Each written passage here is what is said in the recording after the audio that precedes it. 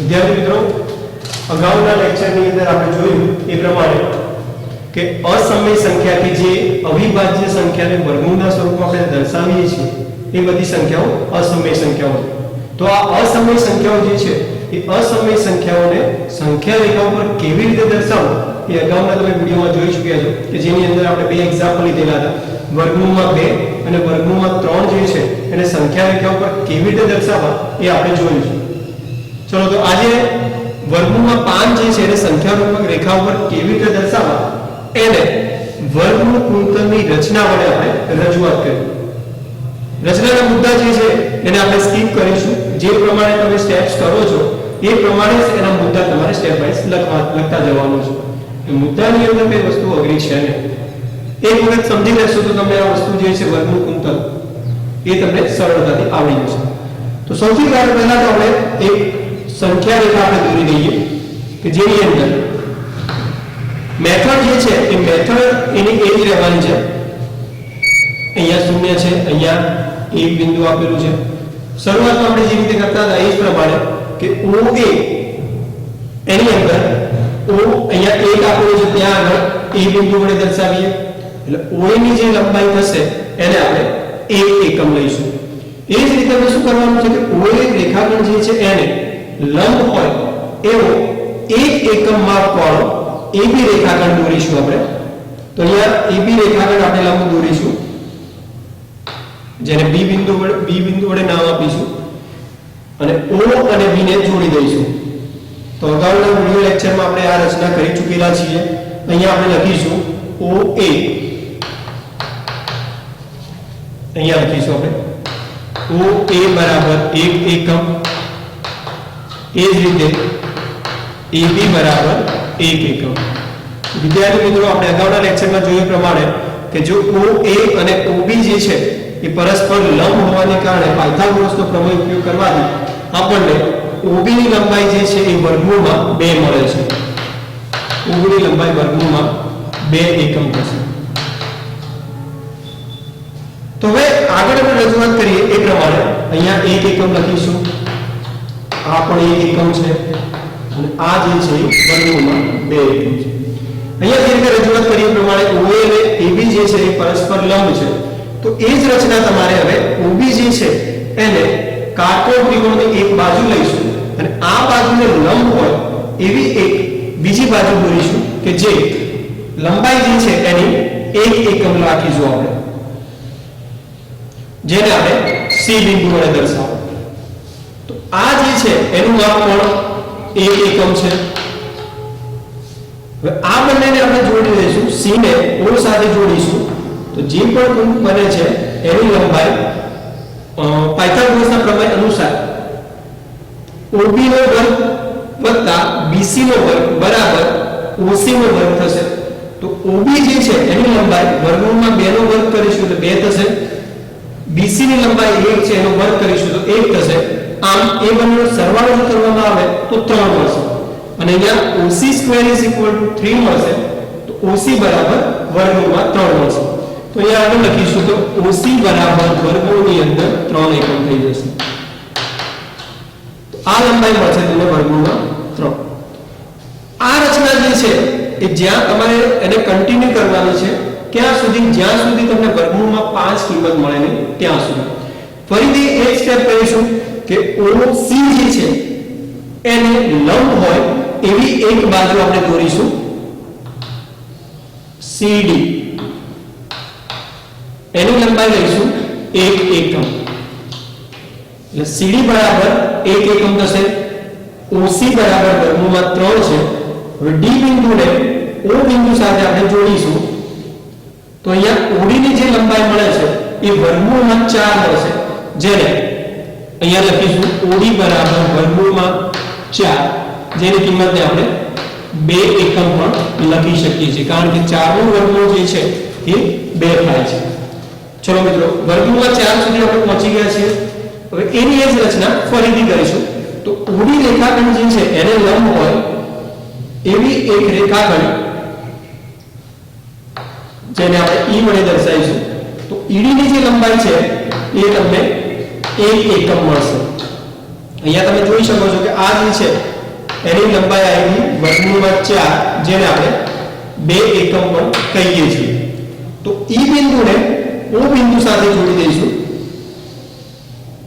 તો OE જે છે એની લંબાઈ કેટલી મળશે? વર્ગમૂળની અંદર 5 મળશે.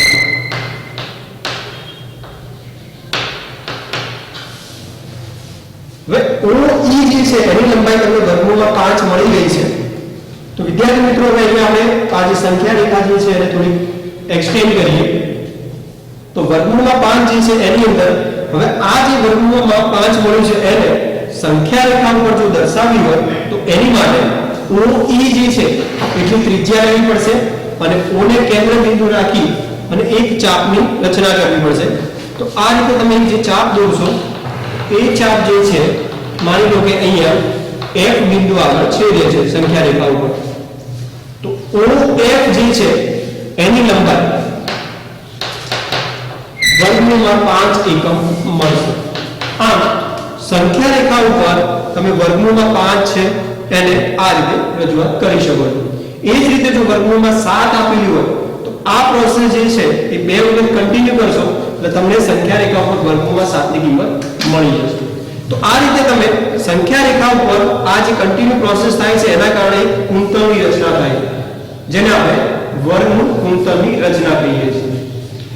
હવે મિત્રો આ જે છે એ વર્ગમૂળ કુંતળની રચના જો તમને થોડીક અઘરી લાગતી હોય તો બીજી એક સહેલી મેથડ જે છે જે હું તમને રજૂ કરું છું. તો અહીંયા જે નવી મેથડ જે છે એ મેથડ જે છે એકદમ સિમ્પલ છે. એ મેથડ અનુસાર સંખ્યા રેખા ઉપર માની લો કે અહીંયા એક બિંદુ છે, અહીંયા એક વડે દર્શાવેલું છે. હવે અહીંયા તમે જે રજૂઆત કરી હતી પહેલી વર્ગમૂળમાં 2 દર્શાવવા માટે એની એ જ મેથડ જે છે તમારે અહીંયા દર્શાવવાની છે. તો OA જે છે એને તમે 1 એકમ લઈ લો. AB જે છે કે જે OA ને લંબ છે અહીંયા B બિંદુ વડે દર્શાવીશું. તો OAB જે છે એની લંબાઈ આપણે 1 એકમ લીધેલી છે જેને આપણે અહીંયા દર્શાવીએ તો OA બરાબર 1 એકમ, AB બરાબર 1 એકમ છે. B અને O ને જોડવામાં આવશે તો OB ની જે લંબાઈ થશે એ વર્ગમૂળમાં 2 એકમ મળશે. અહીંયા હવે અગાઉની જે મેથડ હતી એની અંદર આપણે શું કર્યું કે એક બાજુ જે છે એને લંબ હોય એવી બીજી બાજુ દોરી દીધી, પણ અહીંયા લંબ આપણે દોરતા નથી.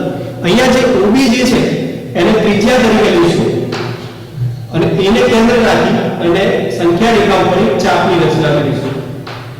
જે ચાપ જે છે અહીંયા C બિંદુ આગળ છેદે છે. એનો મતલબ એ થયો કે OC જે છે એની લંબાઈ પણ વર્ગમૂળમાં 2 એકમ મળી જશે. હવે OC જે છે એની લંબાઈ તમને વર્ગમૂળમાં 2 મળી છે. તો હવે શું કરીશું કે C બિંદુ જે છે એને લંબ હોય એવી એકમ લંબાઈની 1 એકમ લંબાઈની બીજી કોઈ રેખાખંડ આપણે દોરીશું જેને D બિંદુ વડે આપણે દર્શાવીશું. હવે CD ની લંબાઈ જે છે એ તમને 1 એકમ મળી જશે.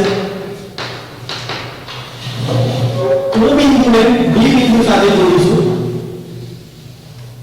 જેની લંબાઈ જે છે એ તમને વર્ગમૂળમાં 3 મળશે. કારણ કે OC ની લંબાઈ જે છે એ વર્ગમૂળમાં 2 છે, CD ની લંબાઈ જે છે એ 1 એકમ છે. પાયથાગોરસનો પ્રમેય વાપરીશું. પાયથાગોરસના પ્રમેય અનુસાર OC નો વર્ગ વત્તા CD નો વર્ગ બરાબર OD નો વર્ગ થશે. એટલે OC નો વર્ગ જે છે એટલે વર્ગમૂળમાં 2 નો વર્ગ કરીશું તો 2 થશે, 1 નો વર્ગ 1 એટલે એનો સરવાળો થશે 3 અને વર્ગમૂળમાં કરીશું તો OD બરાબર વર્ગમૂળમાં 3 એકમ મળશે. હવે આની આ જ પ્રોસેસ જે છે ફરીથી કરીશું. OD જે છે એટલી ત્રિજ્યા લેવાની છે, O ને સેન્ટર રાખી કેન્દ્ર તરીકે રાખી અને સંખ્યા રેખા ઉપર એક ચાપ દોરવાનો છે. જે ચાપ છેદે છે એને E બિંદુ વડે દર્શાવો. આમ OE અને OD ની લંબાઈ જે છે એ બંને કેવી થશે? સરખી થશે. એટલે OE જે છે એની લંબાઈ થશે વર્ગમૂળમાં 3. વિદ્યાર્થી મિત્રોમાં C બિંદુ આગળ જે રીતે આપણે લંબની રચના કરી હતી એ જ લંબની એકમ લંબાઈની રચના આપણે E બિંદુ આગળ કરીશું. તો E બિંદુ આગળ જ્યારે લંબ દોરીશું અહીંયા F કોઈ બિંદુ વડે દર્શાવીએ તો EF જે છે એની લંબાઈ એકમ લઈશું. O બિંદુને F બિંદુ સાથે જોડીશું. આમ OE ની લંબાઈ વર્ગમૂળમાં 3 છે, EF ની લંબાઈ 1 એકમ છે. પાયથાગોરસનો પ્રમેય વાપરીશું તો આ જે છે OF એની લંબાઈ તમને મળશે વર્ગમૂળમાં 4, જેની કિંમત થશે 2 એકમ. આમ OF બરાબર 2 એકમ થઈ જશે. હવે OF જે છે એટલી ત્રિજ્યા લેવાની છે, એટલે કે 2 એકમ ત્રિજ્યા લેવાની. O જે છે એને કેન્દ્ર તરીકે રાખી અને એક ચાપની રચના ફરીથી આપણે કરીશું સંખ્યા રેખાઓ. સંખ્યા રેખાઓ જે બિંદુમાં છેદે છે એને આપણે G વડે દર્શાવીશું. તો OG જે છે એની લંબાઈ પણ 2 એકમ બનશે. એ જ મેથડ આપણે ફરીથી કરીશું. તો G બિંદુ આગળ એકમ લંબાઈ 1 એકમ લંબાઈ ફરીથી આપણે લંબ દોરીશું, જે h વડે દર્શાવીશું. આમ O જે છે એને h સાથે જોડીએ. OH જે છે એની લંબાઈ વર્ગમૂળમાં 5 બની જશે. તો વર્ગમૂળમાં 5 જે છે એ પ્રમાણે અહીંયા HG બરાબર 1 એકમ લઈશું. એના કારણે OH જે છે એની લંબાઈ વર્ગમૂળમાં 5 એકમ મળે છે. હવે OH જે છે એટલી ત્રિજ્યા લેવાની છે, એટલે કે વર્ગમૂળમાં 5 જે છે એટલી ત્રિજ્યા રાખવાની. O ને કેન્દ્ર બિંદુ તરીકે લઈ અને H ને O બિંદુને કેન્દ્ર તરીકે લઈ અને સંખ્યા રેખાઓ પર એક ચાપની રચના કરીશું. જે બિંદુ અહીંયા છેદે છે એને I વડે દર્શાવીએ. તો OH કે જેની લંબાઈ હતી વર્ગમૂળમાં 5 અને OI જેની લંબાઈ પણ વર્ગમૂળમાં 5 જ મળશે. આમ વર્ગમૂળમાં 5 જે છે એને સંખ્યા રેખા ઉપર આપણે આ રીતે રજૂઆત કરી શકીએ છીએ. એટલે અહીં OI વર્ગમૂળમાં 5. તો અહીંયા જે વર્ગમૂળમાં ગુણતરવાળી જે મેથડ હતી એના કરતા અહીંયા દર્શાવેલી જે મેથડ જે છે એકદમ સરળ છે. તો આ રીતે તમે વર્ગમૂળની અંદર કોઈ પણ સંખ્યા આપેલી હોય અસમય સંખ્યા, એને સંખ્યા રેખા ઉપર સરળતાથી રજૂઆત કરી શકો છો. વાસ્તવિક સંખ્યાઓ જે છે એ અગાઉના લેક્ચરમાં આપણે જોઈ ચૂક્યા છીએ કે સંખ્યા પદ્ધતિની અંદર સમય સંખ્યાઓ અને અસમય સંખ્યાઓ જે છે બંનેને જો ભેગી કરવામાં આવે તો એક વાસ્તવિક સંખ્યાનો ગણ બને છે. આમ સંખ્યા પદ્ધતિ જે છે એની અંદર સૌથી મોટામાં મોટો જો ગણ હોય તો એ છે વાસ્તવિક સંખ્યાનો. હવે વાસ્તવિક સંખ્યાઓ જે છે એમાંથી આપણને ખબર કઈ રીતે પડશે કે એ સમય સંખ્યા છે કે અસમય સંખ્યા છે? તો એને આઈડેન્ટિફાય અને શોધવાની એક રીત જે છે એની અંદર વાસ્તવિક સંખ્યા જે આપેલી છે કે જે સમય સંખ્યામાં હોય તો એને જો દશાંશ અભિવ્યક્તિમાં કન્વર્ટ કરવામાં આવે તો આપણે એને સરળતાથી આઈડેન્ટિફાય અથવા તો શોધી શકીએ છીએ. તો સૌથી પ્રથમ તો આપણે જાણીએ કે સમય સંખ્યા જે છે એ સમય સંખ્યા જે છે એને વાસ્તવિક સંખ્યામાં આપણે લખીએ તો સમય સંખ્યા અને અસમય સંખ્યાઓ જે છે એ બંનેને ભેગી કરવામાં આવે તો નવી જે સંખ્યા ગણ બનશે એને આપણે વાસ્તવિક સંખ્યાઓ કહીએ છીએ. તો આ વાસ્તવિક સંખ્યાઓ જે છે એમાં સૌથી પહેલા તો આપણે જાણીએ કે સમય સંખ્યા જે છે એ કોને કહે છે? તો સમય સંખ્યા જે છે એ p ભાગ્યા q ના સ્વરૂપમાં હશે. p અને q ની કિંમત જે છે એ આપણે પૂર્ણાંક સંખ્યા ગણ z માંથી લઈશું. પણ એને એક બીજી કન્ડિશન લખીશું કે q ની કિંમત જે છે એ 0 ન હોવી જોઈએ. કારણ કે q જે છે છેદમાં આવતો હોવાને કારણે જો અહીંયા 0 લેવામાં આવે તો સંખ્યા જે છે એ અનડિફાઇન થઈ જાય છે, અવ્યાખ્યાયિત પદ મળે છે તમને. તો આ રીતે તમે સમય સંખ્યા જે છે એ p ભાગ્યા q ના સ્વરૂપમાં રજૂઆત કરી શકો છો. એ જ રીતે અસમય સંખ્યા જે છે એ અસમય સંખ્યા જે છે એને p ભાગ્યા q ના સ્વરૂપમાં નથી હોતી. બીજું માની લો કે અહીંયા હું લખું છું વર્ગમૂળમાં x. x જે છે એ અવિભાજ્ય સંખ્યા છે.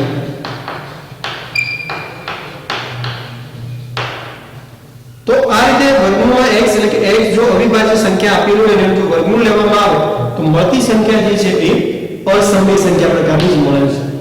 તો આમ સંખ્યાને જોઈને તમે આઈડેન્ટિફાઈ કરી શકતા નથી કે એ સંખ્યા જે છે એ સમય છે કે અસમય છે. એના કેટલાક એક્ઝામ્પલ આપણે જોઈશું એટલે વધુ ખ્યાલ આવશે.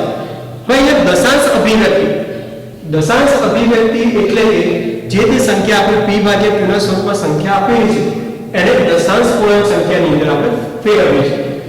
તો આપણે જોઈએ એક એક્ઝામ્પલ લઈશું અને એના પરથી આપણે એને દશાંશ અભિવ્યક્તિની અંદર રૂપાંતર કરીએ. એક એક્ઝામ્પલ લઈએ 1/4. આ જે છે એની અંદર સિમ્પલ આપણે જે ભાગાકાર કરીએ છીએ એ ભાગાકારની રીતે આપણે જોઈએ તો ભાગાકારની અંદર અહીંયા જે લખીશું 4 જે છે એ આપણું ભાજક છે, 1 આપણું ભાજ્ય છે, અંશની અંદર અહીંયા જે લખીશું એ આપણું ભાગફળ થશે અને છેલ્લે જે વધે છે એને શેષ કહીએ છીએ.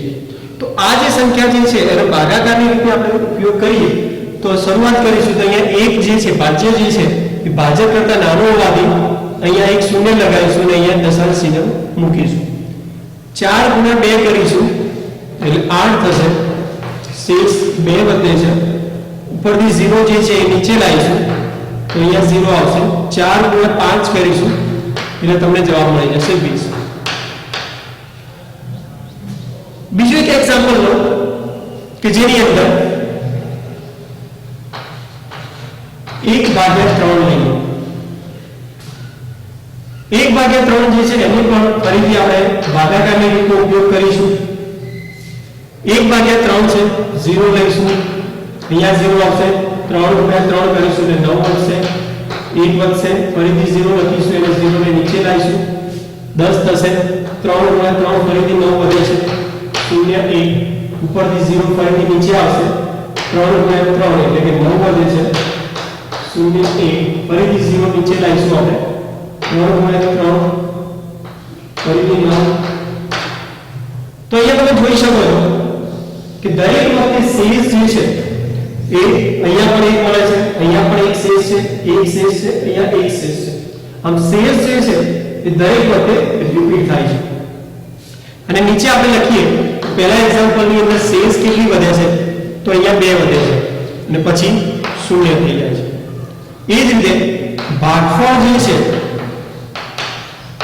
એની અંદર 2 મળે છે, 5 મળે છે અથવા તો ડાયરેક્ટલી આપણે ભાગફળ લખીએ તો 0.25 મળે છે.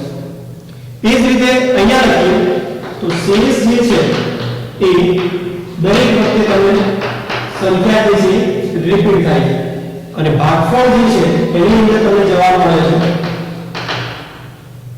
0.3. આ રીતે તમને જવાબ મળે છે. ત્રીજા નંબરનું એક એક્ઝામ્પલ જોઈએ. એની અંદર માની લો કે 1/7. આને જો રજૂઆત કરીએ આ મેથડની ભાગાકારની રીતે આપણે કરીશું 7 1 ભાગાકાર કરીએ શેષ અહીંયા 3 વધે છે, ઉપરથી 0 છે નીચે લાવીશું, 7 ગુણ્યા 4 એટલે 28 થશે, શેષ 2 વધે છે, ઉપરથી 0 જે છે ફરીથી નીચે લાવીએ તો 2 વડે ભાગ ચાલશે, 7 ગુણ્યા 2 એટલે 14 થશે, 6 વધે છે, ઉપર ફરીથી 0 નીચે લાવીએ, 8 વડે ભાગ ચાલશે, 7 8 56, અહીંયા 4 વધે છે, 0 મળશે, ઉપર 0 નીચે લાવશું ત્યારે 5 વડે ભાગ ચાલશે, 7 5 35, 5 વધે છે, 7 વડે ફરીથી ચાલશે ભાગ 49 0. આ પ્રોસેસ જે છે એ કન્ટિન્યુ રહેશે. તો અહીંયા તમે જોઈ શકો છો કે શેષ જે છે એ અહીંયા પહેલી વખતે 3 મળે છે, બીજી વખતે 2 મળે, એના પછી તમને 6 મળે છે, 4 મળે છે, 5 મળે છે, 1 મળે છે, એમ 16 મળે છે. એ જ રીતે ભાગફળ જે છે એ ભાગફળની અંદર તમે જોઈ શકો છો કે એની અંદર 0. આ રીતે તમને ભાગફળ મળે છે. અહીંયા જો 1/7 એક સ્ટેપ વધુ કરવામાં આવે તો તમે જોઈ શકો છો કે અહીંયા 10 વર્ષ છે, ભાગ 4 છે, 7 × 7 જવાબ મળશે 3. તો અહીંથી તમે જોઈ શકો છો કે આ સંખ્યા જે છે એ સંખ્યા પાછી અહીંયા રિપીટ થવા માંડે છે. અહીંયા તમે જોઈ શકો છો કે નીચે 6 ની અંદર 3 આવે છે, તો એ 3 અહીંયા ફરીથી રજૂઆત થાય છે, રિપીટ થાય છે, પુનરાવર્તિત થાય છે. એનો કહેવાનો મતલબ એ કે અહીંયા તમે ભાગફળ જે લખ્યું છે એ ભાગફળની અંદર આ જે 6 ડિજિટ લખ્યા છે એના પછી ફરીથી એક નંબરની રજૂઆત ફરી થશે. તો અહીંયા તમે જે લખ્યું છે એની અંદર કે નંબર જે છે એ ક્રમિક નંબર અંક જે છે એ પુનરાવર્તિત થવા માંડે છે. આમ કેટલીક વખત તમે જોયું પ્રમાણે કે શેષ જે છે એ શૂન્ય મળે છે અને કેટલીક વખતે શેષ શૂન્ય મળતી નથી. તો આમ શેષ શૂન્ય મળે છે તો એની અંદર ભાગફળ જે છે એ દશાંશ અપૂર્ણાંક પછી દશાંશ અભિવ્યક્તિ પછી એના અંક જે છે એ સ્ટોપ થઈ જાય છે. તો આ જે મળે છે એને આપણે શું કહીશું? શાંત સંખ્યા અથવા તો શાંત દશાંશ અભિવ્યક્તિ કહીએ છીએ કે જેની અંદર દશાંશ અભિવ્યક્તિમાં તમે જ્યારે રજૂઆત કરો છો ત્યારે એની પછી આવતા અંક જે છે એ અમુક અંક પછી એ સંખ્યા પુનરાવર્તિત થતી નથી, અથવા બીજા શબ્દોમાં કહીએ તો એની અંદર શેષ જે છે એ અહીંયા તમને શૂન્ય મળે છે. તો આ રીતે સમય સંખ્યા જે છે એને તમે શાંત દશાંશ અભિવ્યક્તિની અંદર તમે રજૂઆત કરી શકો છો. બીજી સંખ્યા લઈએ તો અહીંયા તમે જોઈ શકો છો કે દરેક વખતે 3 અંક જે છે એ રિપીટ થાય છે. તો ગણિતની અંદર આ રીતે પુનરાવર્તિત થતા અંક જે છે એને જો ટૂંકમાં લખવા હોય તો આપણે એને અંદર જે પણ અંક રિપીટ થાય છે એની ઉપર 12 ની નિશાની મૂકીએ છીએ. અહીંયા 12 ની નિશાની શું દર્શાવે છે કે દશાંશ અભિવ્યક્તિની અંદર દશાંશ ચિહ્ન જે છે એની પછીનો જે અંક કે જેની ઉપર 12 ની નિશાની છે એ કન્ટિન્યુઅસલી રિપીટ થાય છે, અનંત સુધી રિપીટ થાય છે. તો આ સંખ્યા ડોટ જે છે એનો મતલબ એ છે કે આ સંખ્યા જે છે તમારી અનંત બનતું, અને આ અનંત સંખ્યાને તમે શોર્ટની અંદર દર્શાવી શકો છો એટલા માટે આ સંખ્યા જે છે એને આવૃત પણ મળે છે. આમ દશાંશ અભિવ્યક્તિની અંદર તમે શાંત સંખ્યા પણ જોઈ ચૂક્યા, અનંત અને આવૃત પણ જોઈ ચૂક્યા. ત્રીજા કેસની આપણે વાત કરીએ તો ત્રીજા કેસની અંદર તમને કહ્યું પ્રમાણે કે અહીંથી એક અંક જે છે એ ફરીથી એને શરૂઆત કરે છે. તો એની પછીના જે પણ અંક હશે એ 4 2 8 5 7 એ કન્ટિન્યુઅસલી રિપીટ થાય છે. એમ આ સંખ્યા જે છે એ પણ અનંત છે અને આવૃત પ્રકારની છે.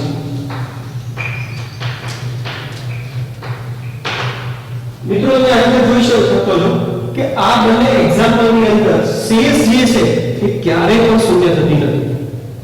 જો એને આઈડેન્ટિફાઈ કરવું પડે તો શેષ જે છે એ જો શૂન્ય થાય તો એ સંખ્યા જે છે એનું દશાંશ અભિવ્યક્તિ જે છે એને આધારે શાંત અભિવ્યક્તિ મળે.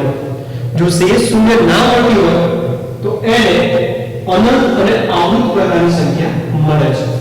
તો દશાંશ અભિવ્યક્તિને આધારે તમે કહી શકો છો કે એ સંખ્યા શાંત છે, અનંત અને આવૃત છે. ત્રીજા પ્રકારની સંખ્યા એવી છે કે જેની અંદર તમે અહીંયા તમે જોઈ શકો છો કે શેષ જે છે એ દરેક વખતે અહીંયા રિપીટ થાય છે, અથવા અહીંયા રિપીટ અમુક ડિજિટ જે છે અમુક અંક પછી એ સંખ્યા ફરીથી પુનરાવર્તિત થાય. તો એના કારણે આ સંખ્યાઓ જે છે એ અનંત પણ છે અને આવૃત પણ છે. પણ કેટલાક સંખ્યાઓ જે છે સમય સંખ્યા સ્વરૂપની અંદર સંખ્યા જે આપેલી છે એ સંખ્યાની અંદર શેષ જે છે એ ક્યારેય પણ પુનરાવર્તિત થતી નથી. એનું એક એક્ઝામ્પલ હું તમને બતાવું.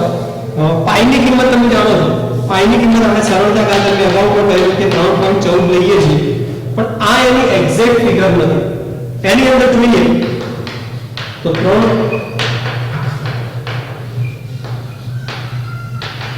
આ પ્રકારની સંખ્યા મળે છે. આ સંખ્યા તમે જોઈ શકો છો કે કેવી છે, ડોટ ડોટ મતલબ અનંત છે. હવે અહીંયા કોઈ પણ અંક એવો નથી કે જે કન્ટિન્યુઅસલી રિપીટ થતો હોય. જો કન્ટિન્યુઅસલી જો રિપીટ થતો હોય તો આ સંખ્યાઓ જે છે એ સંખ્યાઓને તમે આવૃત કહી શક્યા હોય, કારણ કે અહીંયા સંખ્યા જે છે તમે જોઈ શકો છો કે રિપીટ થાય છે, પુનરાવર્તિત થાય છે. પણ અહીંયા એક પણ એવો નથી કે વારંવાર કન્ટિન્યુઅસલી પુનરાવર્તન થતું હોય, તો આ સંખ્યા જે છે એ અનાવૃત બને છે. આમ દશાંશ અભિવ્યક્તિની અંદર જો આપેલી સંખ્યાનું દશાંશ અભિવ્યક્તિ તમને આપેલું હોય તો એના પરથી તમે કહી શકો છો કે એ સંખ્યા સમય છે કે અસમય છે. જો દશાંશ અભિવ્યક્તિની અંદર આપેલી સંખ્યા શાંત હોય અને અનંત અને અવૃત હોય, આ બે પ્રકારની જો સંખ્યા આપેલી હોય દશાંશ અભિવ્યક્તિની અંદર, તો એ સંખ્યા જે છે હંમેશા સમય સંખ્યા હોય. અને જો અનંત અને અનાવૃત આપેલું હોય, મિત્રો જો ફરીથી કહી દઉં કે અનંત એટલે કે આ સંખ્યાઓ જે છે એ અનંત સુધી વિસ્તરેલી છે, લંબાયેલી છે. અને અનાવૃત એટલે એનો એક પણ અંક નથી કે જે કન્ટિન્યુઅસલી રિપીટ થતો, એટલા માટે અહીંયા અનાવૃત શબ્દ વાપર્યો છે.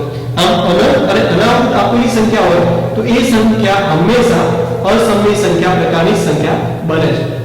આ જે છે એને આપણે એક ચાર્ટની મદદથી હું તમને સમજાવું તો વધુ સરળ રહેશે.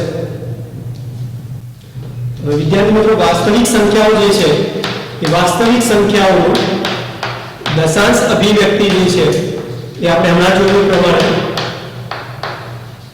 ત્રણ રીતે મળી શકે છે.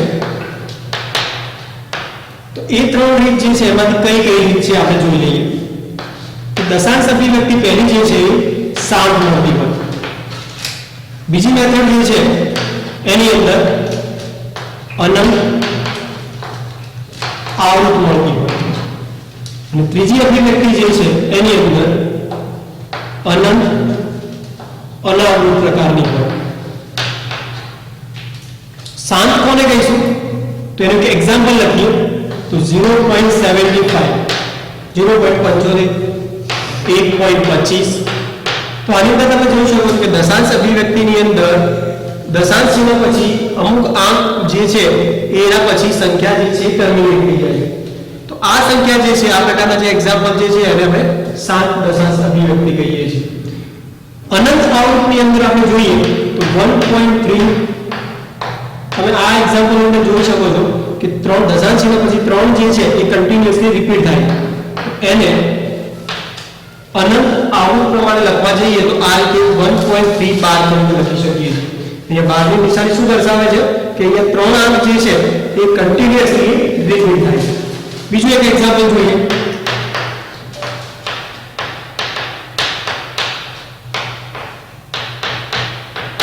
આ જે છે એક્ઝામ્પલ એને આપણે દશાંશ અભિવ્યક્તિની અંદર